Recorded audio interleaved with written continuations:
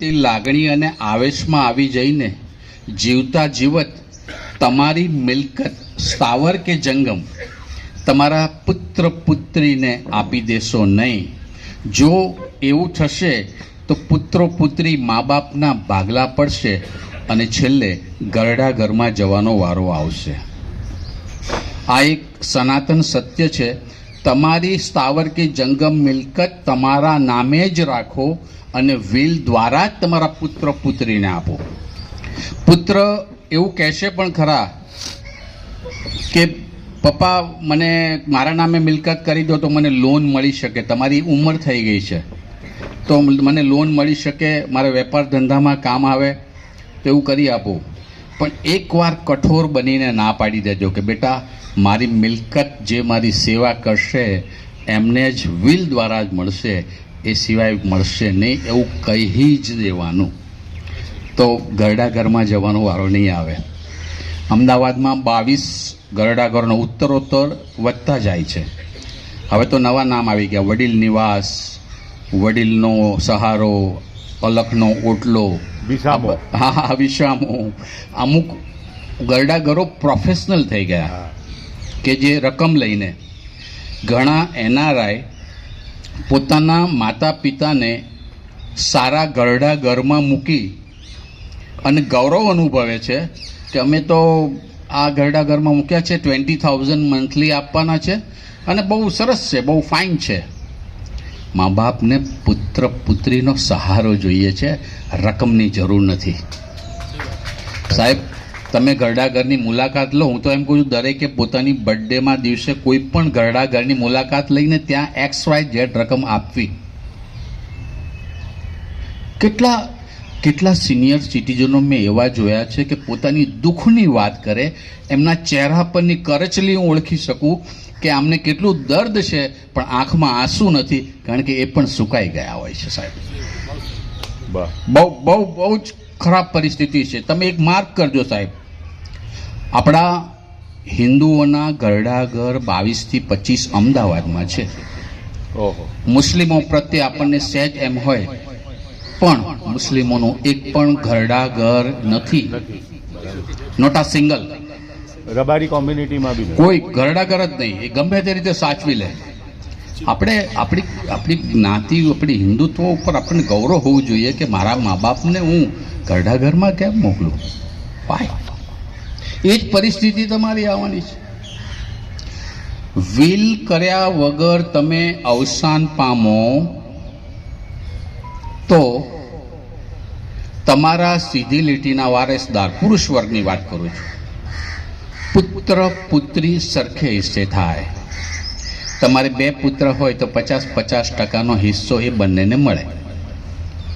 ક્યારે? તમે વિલ નથી કર્યું એટલે.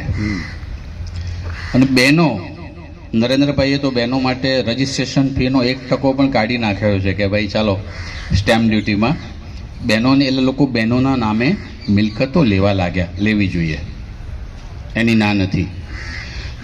લેડીઝ અવસાન પામે તો એના સીધી લીટીની વારસદારમાં પતિ નથી. બહેનો ના વારસદાર તરીકે પતિની પુત્ર પુત્રી થાય. જો એમને વિલ કર્યા વગર અવસાન પામ્યા હોય તો દીકરા દીકરીને જ મળે, પછી પતિને ગરડા ઘરમાં જવાનો વારો આવે. એટલે બહેનોનું નામે તમે મિલકત લો એનો વાંધો નથી, પણ સાચવીને વિલ કરાવી લેજો, જેથી કરીને કોઈને મુશ્કેલી ન પડે. હંમેશા જીવનમાં આપણે એટલી બધી મુશ્કેલીઓ પછી સંઘર્ષ કરીને આપણે જે પણ બચત કરી હોય અને બચત કરવા માટે કેટલી બધી વિચારો કર્યા હોય, કોઈની પૂછપરછ કરી હોય, કોઈકની સલાહ લીધી હોય, અને એ જ મિલકત આપણી વિલ કર્યા વગર જતા રહીએ તો રફે દફે થઈ જાય છે. તો વિલ કેમ ના કરવું? વિલ કોણ બનાવી શકે? વિલ 18 વર્ષનો પુખ્ત વયની વ્યક્તિ શરૂ કરીને કોઈ પણ વિલ બનાવી શકે. બેરી મૂંગી વ્યક્તિ વિલ બનાવી શકે, અંધ વ્યક્તિ વિલ બનાવી શકશે, લેડીઝ અપરિણિત કે પરિણિત વિલ બનાવી શકે. કોઈ પણ વ્યક્તિ 18 વર્ષની હોય, એમની માનસિક પરિસ્થિતિ સ્વસ્થ હોય ત્યારે વિલ કરી લેવું જોઈએ. આમ તો હું દરેક લેક્ચરમાં કહું છું કે ઉંમર વર્ષ 51 થાય, વનમાં પ્રવેશ કરો એટલે તમે તમારું વિલ કરી લેવું જોઈએ.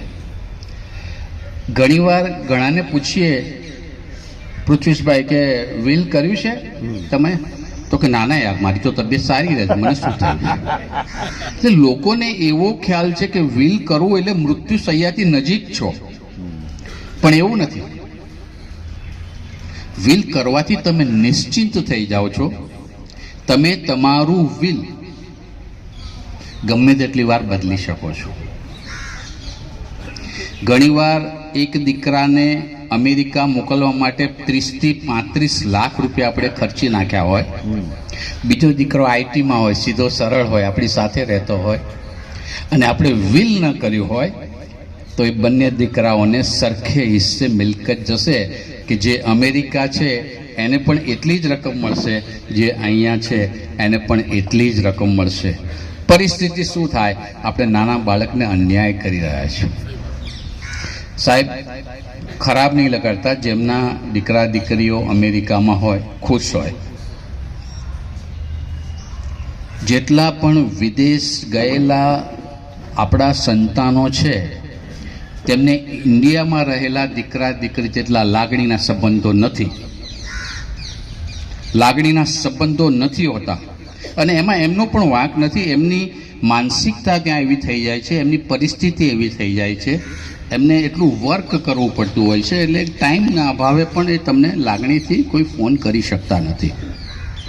એટલે જો વિલ ન કર્યું હોય તો શું શક્ય બને? બંનેને 50-50% મળે.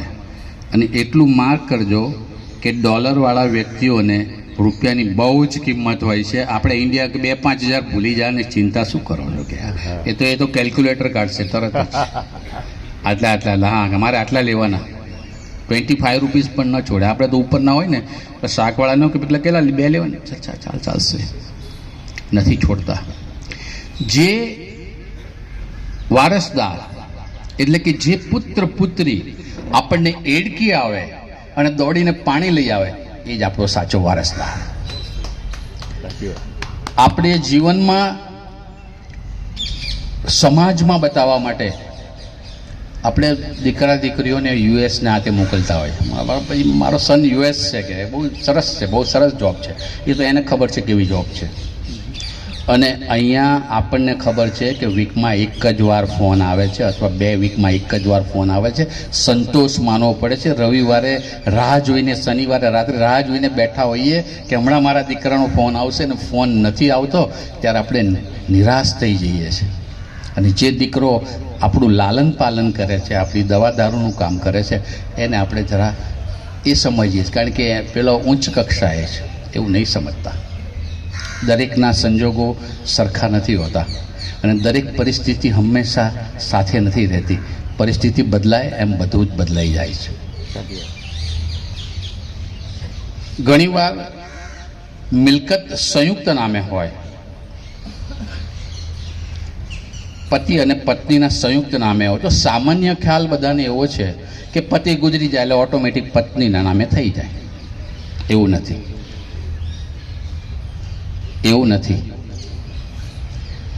50%ના જ વારસદાર ગણાય. એ 50% એમના પતિ એટલે પત્ની અને દીકરા દીકરીને મળે, 50% તો પત્નીના નામે જ રહે.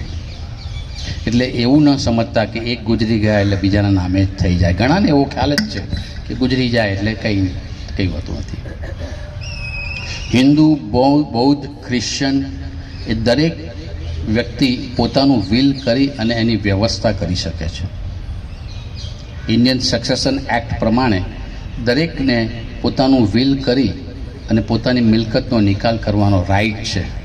એવું જરૂરી નથી કે વિલ દ્વારા તમારા પુત્ર પુત્રીને જ મિલકત આપવી. તમારો ભત્રીજો હોય ને એ જ તમારી સેવા કરતો હોય ને તમને લાગણી હોય ને બંને દીકરાઓ શ્રીમંત હોય તો તમે તમારા ભત્રીજા ભત્રીજીને પણ તમારી મિલકત આપી શકો છો. તમે ડોનેશન પણ કરી શકો છો, તમે ચક્ષુદાન પણ કરી શકો છો. વિલ દ્વારા તમારી તમામ મિલકત નો નિકાલ કરી શકો છો. ઇન્ડિયન સક્સેશન એક્ટ પ્રમાણે મુસ્લિમો માટે જુદું છે. એ પણ હું વાત એટલા માટે કરી લઉં છું કે એ ક્રમમાં જ આવે છે. મુસ્લિમો એમની મિલકતનું 25% જ વિલ કરી શકે, આપણે 100%નું કરી શકીએ. મુસ્લિમો એમની મિલકતનું 25%નું જ વિલ કરી શકે, 75% તો ઓટોમેટિક એમના વારસદારોને જ જાય.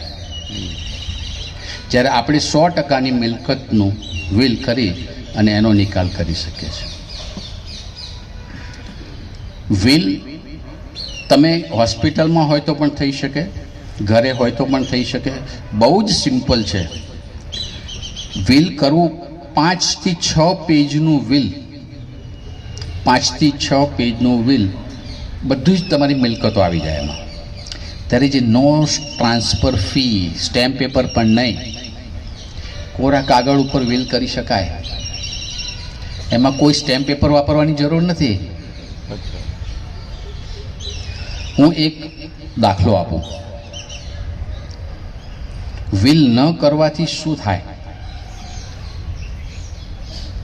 એક અમૃતભાઈ કરીને એક વ્યક્તિ હતા કે જે કોરોનામાં મારી પાસે આવ્યા અને મને કહ્યું કે શૈલેષભાઈ મારું વિલ કરવું છે, પણ એ અન્ય કોઈની સલાહ લેવા ગયામાં 2-3 દિવસ ગયા અને કોરોનામાં તો 1-2 દિવસમાં ટિકિટ કપાઈ જતી હતી અને અવસાન પામ્યા. હવે પરિસ્થિતિ એવી થઈ કે એમની પાસે 1 કરોડ રૂપિયા જંગમ મિલકત હતી. સ્થાવર મિલકત એટલે જમીન સાથે જોડાયેલી મિલકતને સ્થાવર મિલકત કે, એ સિવાયની દરેક મિલકતને જંગમ મિલકત કે, રાઈટ? એમની પાસે જંગમ મિલકતમાં 1 કરોડ રૂપિયા હતા. હવે પરિસ્થિતિ એવી થઈ કે એમને 2 દીકરા અને 2 દીકરી હતા અને એમના વાઈફ તો ઓલરેડી અગાઉ એક્સપાયર થઈ ગયા હતા. હવે 1 કરોડ રૂપિયા 25-25 લાખ ચારે જણને સરખે હિસ્સે મળે. વિલ નથી કર્યું એટલે. હવે એમની નાની પુત્રી હતી, એ અપંગ હતી ને આજીવન અપરિણીત રહેવાની હતી. એમના લગ્ન થઈ શકે એવું હતું જ નહીં, તો પણ એને 25 લાખ રૂપિયા જ મળશે.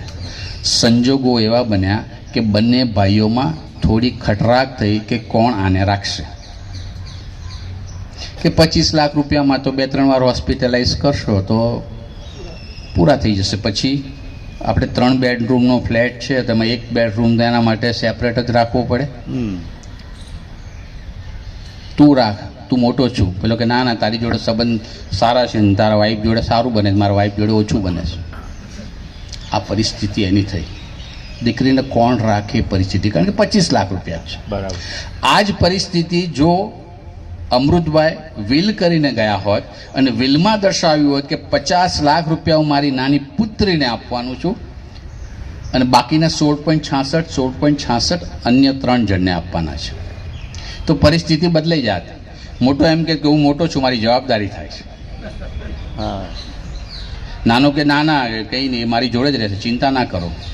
કારણ કે 50 લાખ રૂપિયામાં 1%થી ક્યાંક મૂકશું તો 50,000 આવશે, તો એ 50,000ની રકમ કંઈ દવામાં નહીં જાય. અને એવું સમજીને પણ એ એમની આર્થિક પરિસ્થિતિ એવી હોય એટલે એવું કરે પણ ખરા.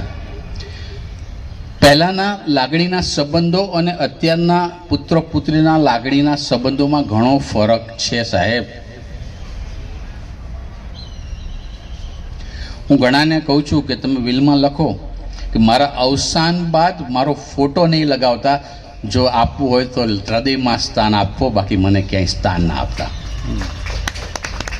સાહેબ ફોટાને 2 મહિના સુધી, 5 દિવસ સુધી નજીકથી દર્શન, 10 દિવસ પછી બહારથી, મહિનામાં 1 વાર, અને પછી દિવાળીના દિવસોમાં પેલા શંકરને કે કામવાળાને કહે છે કે ઝાટકીને આપજે આપણે. આપણું અપમાન. આ ફોટો એના માટે મૂકતા હોય છે કે મારા પિતાશ્રી ફલાણા ટ્રસ્ટમાં હતા, એ કહેવા માટે. ભૂલી જાય છે. આપણે આપણા ફાધર વધરોને જેટલું યાદ રાખતા હતા એટલું હવે એવા સંજોગો હવે રહ્યા નથી. અને એની પાછળનું કારણ પણ એ જ છે કે પરિસ્થિતિ બદલાઈ ગઈ છે.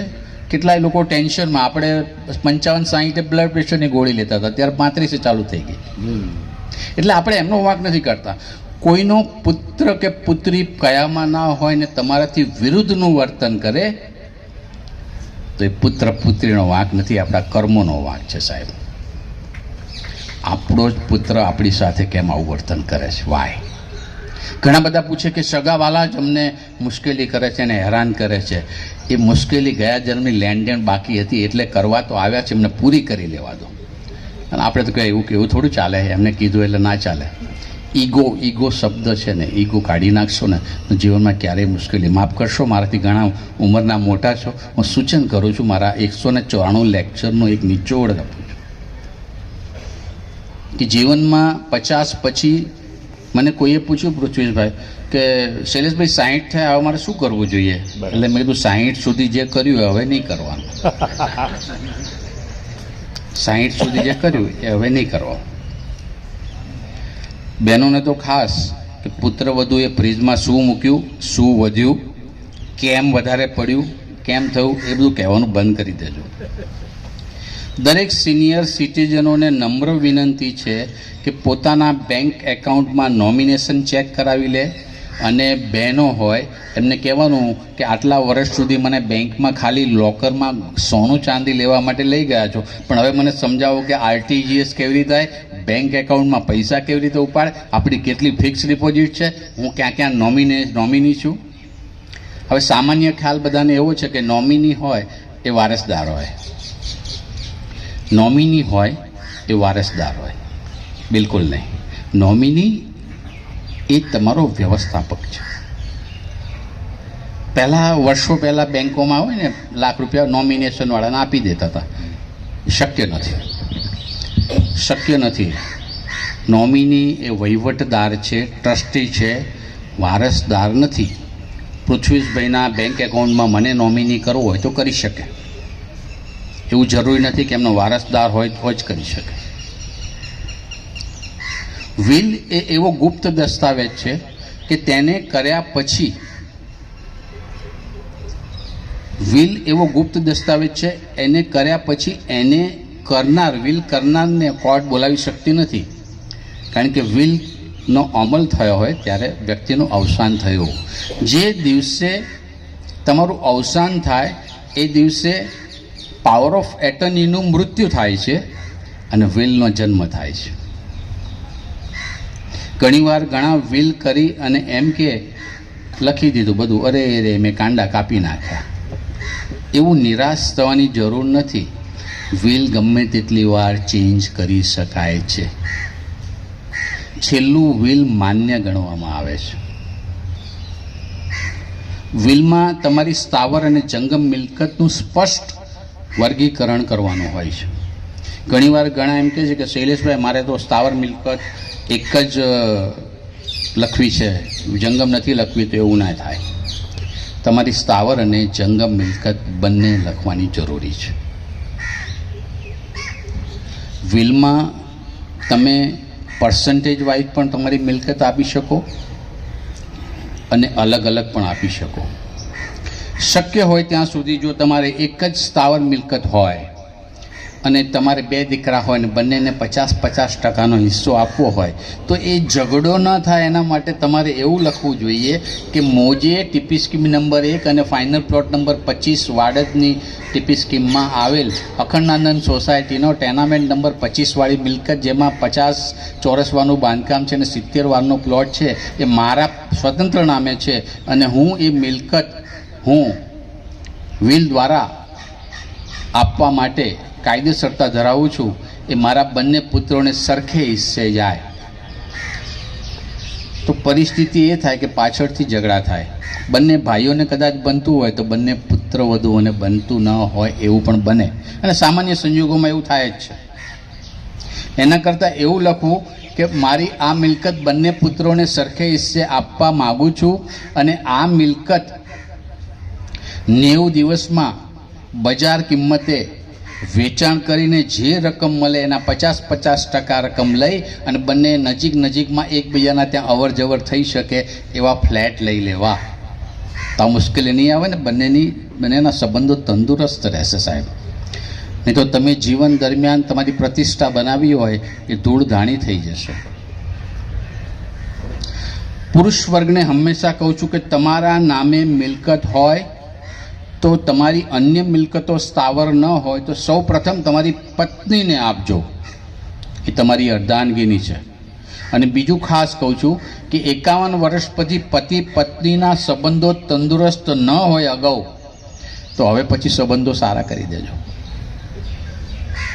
પત્ની સાથે અથવા પતિ સાથે અનુકૂળતા ન આવતી હોય ને, પણ હવે સંબંધ એકબીજાનો સહારો છે સાહેબ. તમારા પુત્ર પુત્રી સાથે કોઈક બાબતમાં કંઈક મુકાબલો કરવો પડશે તો સંયુક્ત રીતે કરશો તો જ જીતશો, બાકી તમે ફેંકાઈ જશો.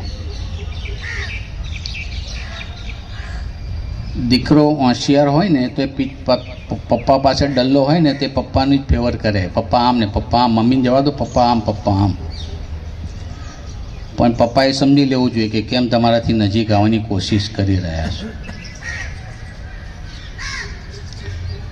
વિલની માહિતી કોઈને આપવી નહીં. વિલ કર્યા પછી બહેનોને તો ખાસ કહું, બહેનોનો તો હેબિટ હોય, વિલ જો કર્યું હોય ને એટલે તરત ઘરે જઈને પહેલાં મોબાઈલ લઈને એમની દીકરીને કહે છે, રીટા મેં વિલ કર્યું છે, 20 તોલાનો પેલો સ્વેટ છે ને તારા નામે લખ્યો છે, તો શું કરવા વિલ કરો છો? જો જાહેર જ કરવું હોય, દીકરા દીકરીને પોતે વિલ કર્યું એવું કદાચ જાણ કરો, પણ વિલમાં શું માહિતી આપી છે એની જાણ કરવાની જરૂર નથી. બરાબર. વિલ સ્પષ્ટ કરવું. દાખલા તરીકે સ્થાવર મિલકત, કોઈ સ્થાવર મિલકતમાં આપણે એમ લખીએ અખંડાનંદ સોસાયટી ટેનામેન્ટ નંબર 3 વાળી મિલકત, એવું નહીં. મોજે વાડદના ટીપી સ્કીમ નંબર આટલા, ફાઇનલ પ્લોટ નંબર આટલા, આટલાવાનું બાંધકામ, શેર સર્ટિફિકેટ નંબર આ, જે મિલકત મારા સ્વતંત્ર નામે છે, મારી સ્વપાર્જિત મિલકત છે, એ મારા અવસાન બાદ મારી પત્નીને આપવાનું ઠરાવું છું. પણ મારા પહેલાં જો મારી પત્નીનું અવસાન થાય તો આ મિલકત હું મારા પુત્રો, બંને પુત્રોને સરખે હિસ્સે આપવા માગું છું. અને આ મિલકત વેચાણ કરીને બંને સરખે હિસ્સે પૈસા લઈને તેનો ફ્લેટ લઈ લેવા. બહેનોને હંમેશા પહેલાં મિલકત આપવી, સ્થાવર મિલકત.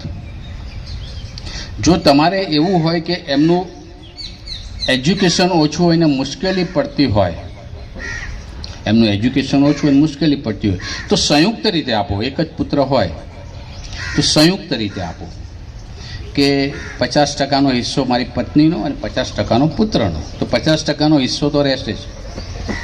વિલ દ્વારા મળેલી મિલકતની કોઈ ટ્રાન્સફર ફી ભરવાની જરૂર નથી. સોસાયટીએ એમનેમ જ ટ્રાન્સફર કરવું જોઈએ. આમ 50,000 રૂપિયા ટ્રાન્સફર ફી લાગે છે, પરંતુ વિલમાં દ્વારા મળેલી મિલકતમાં ટ્રાન્સફર ફી કે સ્ટેમ્પ પેપર લાગતો નથી. વિલ દ્વારા તમે શું શું આપી શકો? તમારી સ્થાવર મિલકત, જંગમ મિલકત, તમારું પોતાને ભેટ મળેલી વસ્તુઓ, દરેક વસ્તુ તમે વિલ દ્વારા આપી શકો. પણ ક્રમશઃ સ્થાવર મિલકત મોજે વાડદના TP scheme number 1, final plot number આટલા ઉપર આવેલ અખંડાનંદ સોસાયટીનો ટેનામેન્ટ નંબર 50, એમાં આપેલો શેર સર્ટિફિકેટ નંબર આ રીતે લખવું. સીધે સીધું ન લખવું, ડિટેલમાં લખવું. ને તમારે ડિટેલમાં લખવાની જરૂર નથી, મારી પાસે આવશો. હવે ઘણા બધાના મિલકતો વસાવે છે, મહેનત કરે છે, પણ પોતાની મિલકતના ટાઇટલ ચોખ્ખા હોતા નથી. હું એવું નથી કહેતો મારી પાસે ટાઇટલ કરાવો, મારી પાસે સમય પણ નથી, હું કરતો પણ નથી. હું સલાહ ચોક્કસ આપીશ. ટાઇટલ ક્લિયરન્સ તમે જુઓ ને તો ઘણાની મિલકત લઈને આવે ને તો કે તો મારા પપ્પાના નહીં દાદાના નામે છે. એટલે મેં કીધું અત્યાર સુધી શું કર્યું? તો કે ખબર જ નહીં, અમારે તો કોર્પોરેશનનું ટેક્સ બિલમાં આવતું હતું એટલે ચાલ્યું. આવું નહીં કરતા. પોતાની સ્થાવર મિલકતની અપ ટુ ડેટ ફાઇલ કરજો સાહેબ. મારી પાસે અવસાન પામ્યા પછીના એમના દીકરા દીકરી 13મા દિવસે, 13મું હોય ને એ દિવસે આવીને કે મારા બાપાને બુદ્ધિ નહોતી અને આ ધંધો કર્યો અને જો આ મિલકતો મારા નામે, કોઈના નામે ચડાઈ નહીં ને વિલે નથી કર્યું ને, આવા હતા મારા પપ્પા. સાહેબ આવું કહેવામાં બિલકુલ ખચકાટ અનુભવતા નથી પુત્ર પુત્રી સાહેબ. દરેકને મિલકતોમાં રસ છે, એટલે આપણે મિલકત જાળવી રાખીએ તો એમને આપણામાં રસ છે, નહીં તો આપણામાં રસ નથી. દરેક માટે એવું નથી, દરેકે એવું માનવું પણ નહીં કે અમને જ કહ્યું છે. આ તો જનરલ આવી વસ્તુ હોય છે.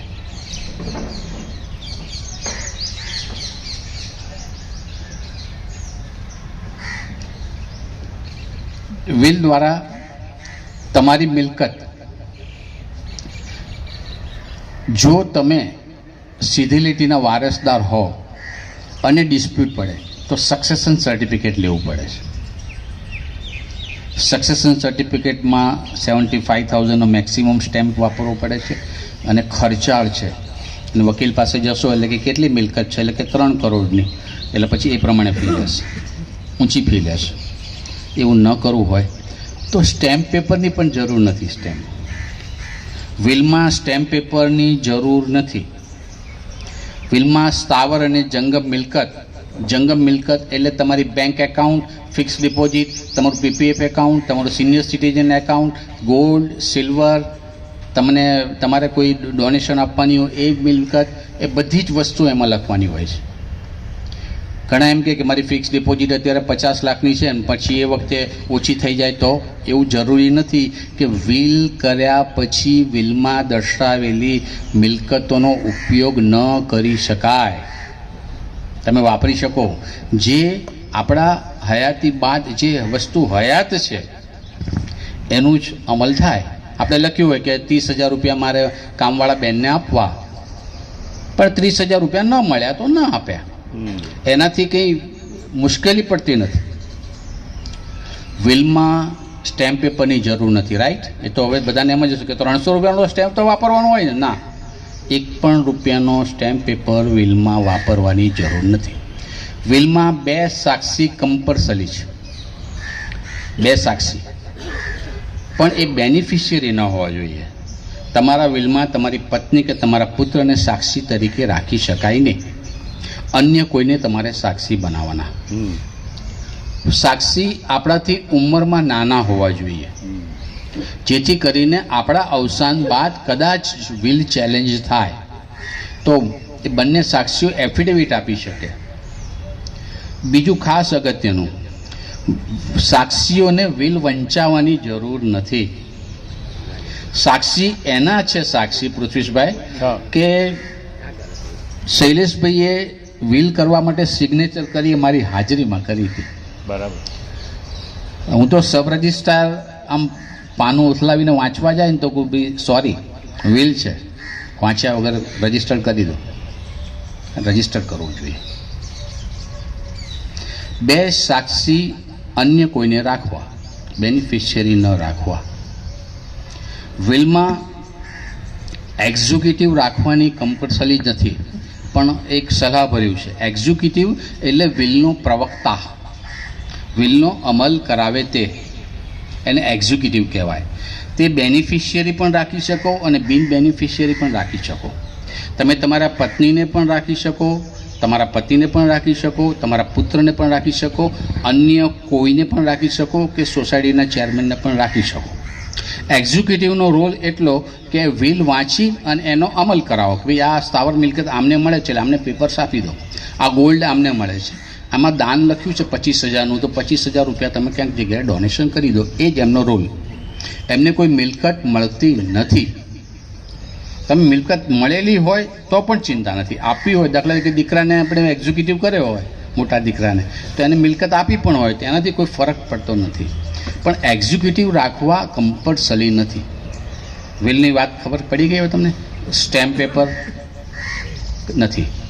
2 સાક્ષી, બધા ક્વેશ્ચનો પછી 2 સાક્ષી જરૂરી, કમ્પલસરી. જો વિલમાં 1 સાક્ષી હોય તો વિલ માન્ય ગણાય નહીં. વિલમાં 2 સાક્ષી કમ્પલસરી છે. વિલમાં દરેક પાના ઉપર સિગ્નેચર વિલ કરનારે કરવાની હોય છે, જેથી કરીને પેજ બદલાય નહીં.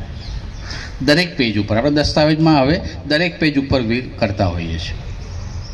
વિલમાં દરેક પાના ઉપર સહી કરવી, પણ સાક્ષીની સહી છેલ્લા પાના ઉપર થાય. બરાબર.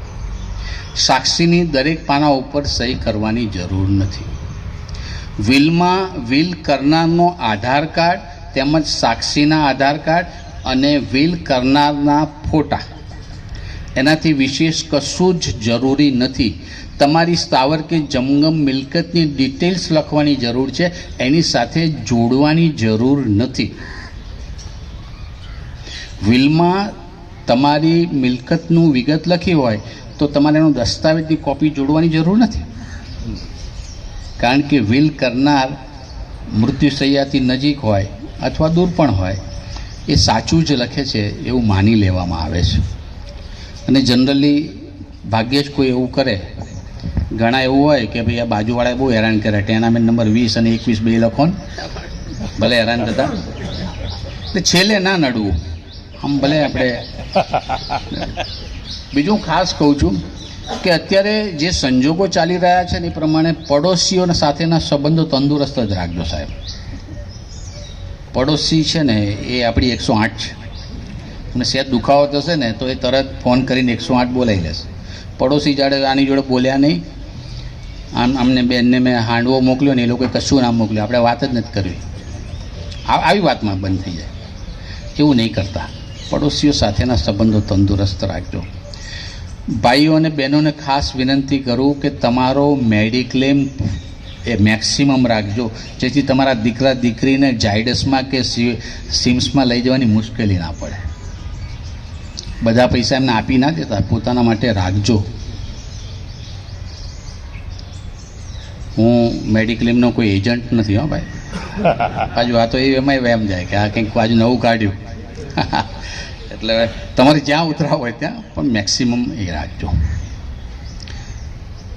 ફરી રિપીટ, સ્ટેમ્પ પેપરની 2 સાક્ષી, એક્ઝિક્યુટિવ કમ્પલસરી નથી, રાખો તો સારું. વિલમાં માહિતી સંપૂર્ણ સ્થાવર અને જંગમ મિલકતની લખવી. તમારી 50% મિલકત હોય, પત્ની અને પત્નીના નામે સ્થાવર મિલકત હોય તો 50%નું જ વિલ કરી શકાય. કોઈ એમ પૂછશે કે પતિ પત્નીનું જોઈન્ટ વિલ ના કરાય? કરાય. કરવું ગ્રાહ્ય નથી. ગ્રાહ્ય નથી એટલે હું એવું માનું છું. કારણ કે પતિ ક્યારે અવસાન પામે, પત્ની ક્યારે અવસાન પામે એની ખબર હોતી નથી. એટલે બંને જણ અવસાન પામ્યા પછી એ વિલનો અમલ થાય છે. આવા સંજોગોમાં તમારે પતિનું અલગ વિલ અને પત્નીનું અલગ વિલ કરવું જોઈએ. ભલે તમે અરસપરસ કરો. બીજું, ઇન્ડિયાની મિલકત જ ઇન્ડિયામાં આપી શકાય વિલ દ્વારા. અમેરિકાની મિલકત અહીંયા ના લખી શકાય ને અમેરિકા જઈને ઇન્ડિયાની મિલકત ના લખી શકાય.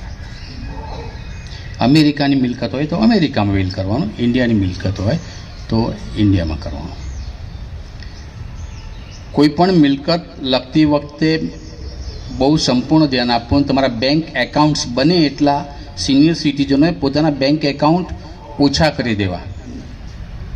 હવે ઘણાને શું ટાઈમ પાસ ના થતો હોય એટલે 8-10 બેંક એકાઉન્ટમાં આજે અહીંયા પાસબુક ભરાઈ આવ્યા, 50, 100, 500 રૂપિયા નાખ્યા, ભરાઈ આવ્યા અને પછી ઘરે આવ્યા. રોજ હું કહું ને, ઘણા કહ્યું કેમ અહીંયા તો બેંકમાં જવું છું. તમારે આટલું બધું શું બેંકમાં જવાનું? તો કે એક ચેક આવ્યો હતો ને, નાખ્યો, હવે પછી ફરી પાછું એને પાસ થયો કે નહીં ચેક કરવા જવું. એમાં ટાઈમ પાસ કરવાની કોઈ જરૂર નથી, ખોટા ધક્કા ખાવાની જરૂર નથી. ઓનલાઈન બધું થઈ ગયું છે. એટલે મહેરબાની કરીને પોતાની સ્થાવર અને જંગમ મિલકતનું ધ્યાન આપો. બીજું કે તમારી ફિક્સ ડિપોઝિટ હોય તો તમે લખી શકો કે મારી bank of Baroda Ashram road શાખામાં. બેંક એકાઉન્ટ હોય એમાં બેંક, બ્રાન્ચ અને એકાઉન્ટ ત્રણેય વસ્તુ લખવી. નોમિની કોણ છે તે લખવી. નોમિની ચેન્જ કરવાની જરૂર પડે તો મહેરબાની કરીને એવું લખજો કે ન થયું ચેન્જ તો શું કરવું. વિલ એ સુપ્રીમ છે. તેમાં લખી શકાય કે મારે આશ્રમ રોડ બેંક ઓફ બરોડામાં મારી બેંક ઓફ બરોડામાં એકાઉન્ટ છે, એમાં નોમિનેશન મારો દીકરો છે, સગવડ ખાતર રાખેલું છે, પરંતુ હકીકતમાં આ રકમ મારે બંને પુત્રોને સરખે હિસ્સે આપવાનું છે. That's all. વિલ સુપ્રીમ છે. વિલમાં તમામ મુદ્દાસર વિગત લખવી. જંગમ મિલકતમાં તમારું પીપીએફ, તમારું મ્યુચ્યુઅલ ફંડ, તમારો ડીમેટ એકાઉન્ટમાં ડીપીઆઈડી નંબર લખવાનો હોય છે. મારા ડીમેટ એકાઉન્ટ નંબર આ છે અને આ જગ્યા પર છે, એમાં જે પણ શેર છે એ બંને 50% લઈ લેવા. દરેક મ્યુચ્યુઅલ ફંડ અથવા તમારા એકાઉન્ટ હોય, ડીમેટ એકાઉન્ટ, એમાં અલગ અલગ બધી વ્યવસ્થાઓ હોય છે. એટલે જઈને પૂછી લેવું કે મારા અવસાન બાદ મારે વિલ દ્વારા મિલકત આપવાની થાય છે તો હું વિલ મળે એ પ્રમાણે જ આપવાનું છે, નોમિનેશન પ્રમાણે, એને એવું કહી જ દેવાનું. ત્યાં કદાચ એફિડેવિટ માગે તો પણ આપી દેવાનું. સ્ટેમ્પ પેપર નહીં, 2 સાક્ષીની જરૂર, વિલમાં એક્ઝિક્યુટિવની જરૂર કમ્પલસરી નથી. વિલમાં દરેક પાના પર સહી કરવાની. 51 વર્ષની ઉંમર થાય એટલે વિલ કરી લેવાનું. વિલમાં સંપૂર્ણ માહિતી આપવાની. પોતાના પુત્ર પુત્રીની પણ માહિતી આપવાની, ચક્ષુદાન કરવું છે કે નહીં એ લખવાનું, દેહદાન કરવું છે કે એ નહીં. મારા તકે અત્યાર સુધી 4 દેહદાન અને ચક્ષુદાન તો ઘણા બધા થયા હશે વિલ દ્વારા. હું કહું કે સાહેબ ચક્ષુદાન તો કરો, જવા દો ને, 3 કલાકમાં તો ચક્ષુ આવીને લઈ જાય છે. આપણે જીવતા જીવત કદાચ કોઈને ન કરતા હોય તો પણ આગળ આગળમાં આપણે આ રકમ લખાવી, આ મંદિરમાં અમારે લખવું, પરિમલ ઉદ્યાનમાં સિનિયર સિટીઝનોને ચા પાણી કરાવવા, એવું લખાય. તમારે એવું પણ લખી શકાય કે મારા અવસાન બાદ મારી પ્રાર્થના સભા રાખજો અને પ્રાર્થના સભામાં વક્તા તરીકે શૈલેષ શાહને બોલાવજો. મેં અત્યાર સુધી 27 પ્રાર્થના સભાઓ કરાવી છે. મને બહુ આનંદ આવે, એ પણ નિઃશુલ્ક. હા, પાછું એમને કહેતા કે એના આમાં લેતા હશે. મૃત્યુનો મલાજો જળવાય સાહેબ. જો તમે વિલ કર્યું અને 2 સાક્ષીની સહીઓ લીધી અને તમારું વિલ સંપૂર્ણ થઈ ગયું અને બંને સાક્ષી અવસાન પામ્યા તો પણ વિલ માન્ય ગણવામાં આવે છે. પરંતુ મારી દ્રષ્ટિએ નવું વિલ કરી નવા સાક્ષી કરી લેવા, એનું વિલ ફરી ટાઈપ કરી નવા સાક્ષી લઈ લેવા. પરંતુ જૂના સાક્ષીને કહેવાનું નહીં કે મારા વિલના બંને સાક્ષી ગુજરી ગયા, નહીતર કોઈ નહીં થાય. એમને એમ થશે કે આ તો પંચકમાં યાદ મારે લેતા જાય. એટલે એ તમારે ધ્યાન રાખવું. એમને કહું તમારા જેવા ઉત્તમ સાક્ષી કોઈ નથી અને વિલ દ્વારા તમારે મિલકત આપવી. સ્થાવર જંગમ મિલકતની ડિટેલ બધી આવી ગઈ. તમારું સંપૂર્ણ તમારે પત્નીને આપવું હોય, પુત્રને આપવું હોય, પાર્ટલી આપવું હોય, હાથે આપવું હોય. મને લાગે છે અત્યારથી જ આંગળીઓ ઊંચી થવા લાગી છે, એટલે ઘણા બધાના ક્વેશ્ચન હશે. એટલે હું તમારું વિલ હવે કરી રહ્યો છું. ઘણા બધા એમ કહે છે કે શૈલેષ તમે હાથ લગાવો ને એટલે હિપ્નોટિઝમ થઈ જાય. હવે તમારું વિલ તમને કંઠસ્થ થઈ જશે. હું તમારું વિલ કરાવી રહ્યો છું. વિલના પ્રકાર પણ છે, લાંબુ છે.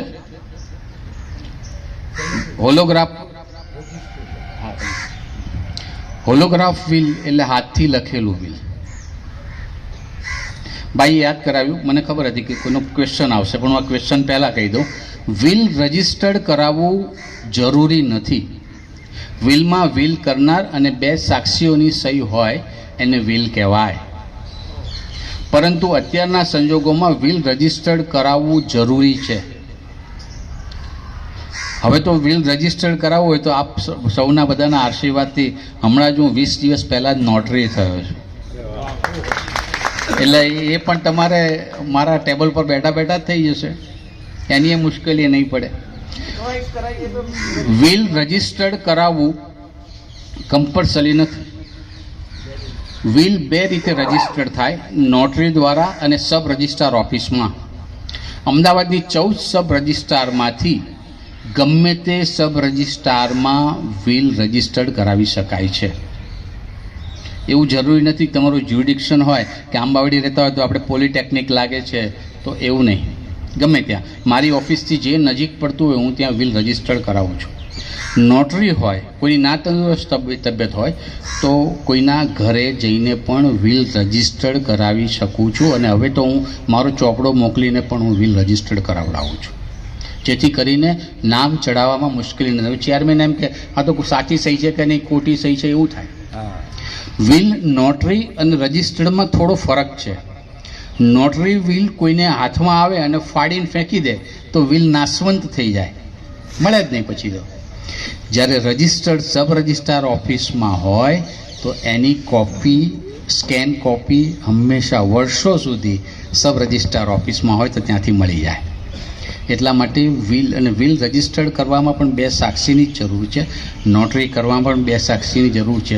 ફરક એટલો કે નોટરીમાં બંને સાક્ષીઓના ફોટા લાગે છે, જ્યારે સબ રજિસ્ટ્રાર ઓફિસમાં રજિસ્ટર્ડ થાય એમાં બંને સાક્ષીઓને વેબ કેમેરામાં એમના ફોટા પડે છે. રાઈટ સાહેબે મને યાદ કરાવ્યું તો પ્રશ્નના લીધે આમાં લઈ લીધું, એટલે સંપૂર્ણ વર્ણન. રાઈટ. વિલ ક્યાં મૂકશો? જો પત્ની સાથેના અથવા પતિ સાથેના તંદુરસ્ત સંબંધ હોય તો એને કહીને મૂકવું. ભ્રામક વિલ પણ બનાવી શકાય, ખોટું વિલ બનાવાય. તમારે પુત્ર વધુ સાથેના સંબંધો થોડા ખચરાટવાળા હોય ને તંદુરસ્ત ન હોય એવું હોય જ, થોડું ઘણું તો હોય જ. તો તમારે એક વિલમાં 40 તોલા સોનું મારી આ પુત્ર વધુ રીટાને આપવાનું ઠરાવું છું, અને એવું વિલ ખોટું બનાવીને અને પછી થોડી વાર રૂમમાં જઈને બંધ કરી દેવાનું, રૂમમાં બંધ કરી દેવાનું. એને એમ થાય કે મમ્મી કંઈક લોચો તો કરે જ છે, એટલે એમને જોવા દેવાનું. પછી આપણે વિલ મૂકીને કહેવાનું હું આવું છું દર્શન કરીને, અને પછી આપણું વિલ વંચાઈ જાય ને બીજે દિવસે સવારે ચેતનાના ગાંઠિયા ને ચા ને નાસ્તો આવે એટલે સમજવું કે આપણું વિલ વાંચી લીધું. આપણે તપાસ નહીં કરવાની, પુત્ર વધે વાંચી લીધું એ ખુશ થાય. આપણી વૈષ્ણોદેવીની ટિકિટ થઈ જાય સાહેબ. એમાં કશું નહીં. ભગવાને કહ્યું છે કે કંઈક સારું કરવા માટે થોડું ખોટું કરવું પડે, તો એમાં વાંધો નહીં, વૈષ્ણોદેવીની ટિકિટ થઈ જાય એટલે આપણે ફરી આવવાનું અને પછી નવું વિલ કરવાનું. ઘણીવાર ઘણા પુત્ર પુત્રીઓ ક્રૂરતા રાખે છે અને પોતાના પપ્પા કે મમ્મી જોડે વિલ તૈયાર કરી અને સહી કરાવીને અંગૂઠો મારી નોટરીના ચોપડામાં સહી કરાવી અને પછી જતા રહે છે. આવા સંજોગો કોઈના ન આવે, પણ જો આવે તો સહી કરી આપશો? બધા સાંભળતા નથી. કરીને પછી નવું વિલ બનાવી દેવાનું. અરે વાહ, વાહ. શૈલેષભાઈ, અમારા ત્રીજા લેક્ચરમાં હા, બરાબર. એ વિલ તમારે કહેવાનું કે આ વિલ કરવાનું હતું, આ પ્રમાણે જ કરવાનું હતું, બધો મુદ્દા બરાબર જ છે, લાવ અંગૂઠો કરું, બરાબર સહીઓ જોઈ લેજો તું, પછી રહી ના જાય, એટલે એને કોન્ફિડન્સ વધે કે આ પ્રમાણે જ થયું છે.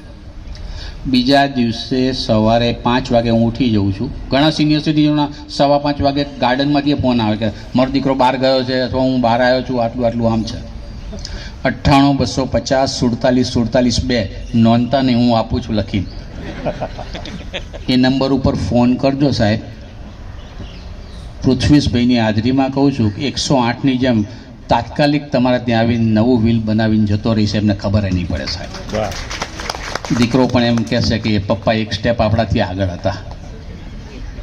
સાહેબ, ઘણા પુત્રોની અમને ધમકી પણ મળતી હોય છે કે તમે વિલ કરાવી નાખ્યું ને તમારા ફાધરને આમને તમે કેવી રીતે કરાવી નાખો ને આમ તેમ. મને એટલો બધો કોન્ફિડન્સ છે કે મારા સિનિયર સિટીઝનો ઉપર કે મારો કોઈ વાળ વાંકો પણ કરી શકે નહીં. ઘણા બધા ધમકી પણ આવે, એનાથી ડરવાવાળો હું વ્યક્તિ નથી. જીવનમાં સમાજને કંઈક આપવું છે તો ડરવાની કોઈ જરૂર નથી. સમાજ આપણી સાથે છે એટલા માટે કંઈ કરવાની જરૂર નથી. હવે તમે તમારું વિલ કરો છો. હું તમારું નામ, ઉંમર, એડ્રેસ આવડે? મારા લગ્ન આ સાલમાં થયા હતા, મારી પત્નીનું નામ આ છે. કૌટુંબિક માહિતી, પુત્ર પુત્રી, પુત્રવધુ, પૌત્ર પૌત્રી અને આ એડ્રેસ પર રહે છે. નંબર 1. નંબર 2, પુત્રી, જમઈ, દોહિત્ર દોહિત્રી, આ એડ્રેસ પર રહે છે. ત્રીજી, પુત્રી અપરિણિત, મારી સાથે રહે છે. આ તમારી ફેમિલી ફ્રેમ થઈ ગઈ, એ તો બધાને આવડે ને. સ્થાવર મિલકત, મોજે વાડદના ટીપી સ્કીમ નંબર 1 અને ફાઇનલ પ્લોટ નંબર 5 ઉપર આવેલ અખંડાનંદ સોસાયટીના ટેનામેન્ટ નંબર 5 વાળી મિલકત, જેનો પ્લોટ એરિયા 70, બાંધકામ 50 વાર. આ મિલકત સંપૂર્ણ મારા નામે છે, સ્વપાર્જિત છે. એ મિલકત હું મારા પત્નીને આપવાનું ઠરાવું છું. મારા પહેલાં મારી પત્નીનું અવસાન થાય તો મારી પુત્રીને આપવાનું ઠરાવું છું. જેને આપવું એને. બરાબર. હંમેશા હું દરેક વિલમાં કહું છું કે પુત્રીને કંઈક ને કંઈક આપજો સાહેબ. વહાલનો દરિયો છે સાહેબ. અત્યારના સંજોગોમાં ક્યારેક તમારી ના તંદુરસ્ત તબિયતમાં પુત્રીને ફોન કરજો અને પુત્રને ફોન કરજો. પહેલાં કોણ આવે છે માર્ક કરજો સાહેબ. પુત્રી જમાઈને લઈને આવશે. અત્યારે નવું સ્લોગન મેં એવું આપ્યું છે, તમારો પુત્ર અને તમારી પુત્રવધુ એ તમારા વેવઈના દીકરા દીકરી છે, અને તમારી પુત્રી અને તમારા જમાઈ એ તમારા દીકરા દીકરી છે. એમાં ખોટું કંઈ નથી. એને અનુકૂળ પડે એમ કરે, આપણે તો વાંધો નથી. જીવનમાં લાગણીના સંબંધો રાખવા. દીકરા આપણું લોહી જ છે. ક્યારેક દીકરાએ આપણી સાથે સંબંધો સારા ન રાખ્યા હોય ને બીજે રહેવા જતો રહ્યો અને 5 વર્ષ પછી એ પાછો આવે ને કહે કે મમ્મી મારી ભૂલ થઈ ગઈ છે, તો સુબહ કા ભૂલા શામ કો વાપસ આए એસે ભૂલા નહીં કહેતે, સ્વીકારી લેજો. જો તમે એને નહીં સ્વીકારતો તમારામાં ને એમનામાં કોઈ ફરક નથી. થાય ભૂલ, આપણી એ થઈ હોય, પણ આપણને એવું લાગે કે આ કહેવા ખાતર કહે છે કે લાગણીથી કહે છે, એ 6 મહિના જોઈને જ કરજો. નહીં તો ઘણા આર્ટિસ્ટ છે મોટા, મિલકત મળ્યા પછી પાછું એનું એ જ. ખ્યાલ આવી ગયો? સ્થાવર મિલકત લખી, જંગમ મિલકત, bank account, fix deposit, PPF, ક્રમસર બધું જ. કોને આપવા માગો છો, જોઈન્ટ હતો જોઈન્ટ, ઓલ્ટરનેટ હતો ઓલ્ટરનેટ લખવાની, દરેક મિલકતો વિગતવાર લખવાની. એચયુએફની મિલકત હોય તો એમાં એવું લખવાનું કે મારો હિસ્સો જે પોસાય છે તે. એચયુએફમાં 3 હોય તો 33% હિસ્સો મારો પોસાય છે એ આપી શકવાનો. જોઈન્ટ નામે હોય તો 50%ની મિલકત આપવાની. આ રીતે દરેક પાના ઉપર સહી કરવાની. સાક્ષીની સહી છેલ્લા પાના ઉપર થાય, આધાર કાર્ડ જોડાય અને તમારી મિલકત તમારી સંપૂર્ણ વિલ દ્વારા ટ્રાન્સફર થઈ જાય. 2 રીતે રજિસ્ટર્ડ થાય, નોટરી દ્વારા અને સબ રજિસ્ટ્રાર ઓફિસમાં. તમારે જે રીતે કરાવવું એ રીતે કરી શકાય. નિઃશુલ્ક સેવા છે, એનો કોઈ ચાર્જ નથી. કાઉન્સિલિંગ કરવા માટે બી ગણવામાં આવે છે કે સિલેજ મારું કાઉન્સિલિંગ, મારા આવો પ્રોબ્લેમ છે તો પણ સોલ્વ કરવાનો મારો પ્રયત્ન હોય છે. વિલ વિશે જે પણ માહિતી આપી એ તમને લગભગ કંઠસ્થ થઈ જશે. હવે પ્રશ્નો, કારણ કે સમયનો અભાવ છે. રાઈટ.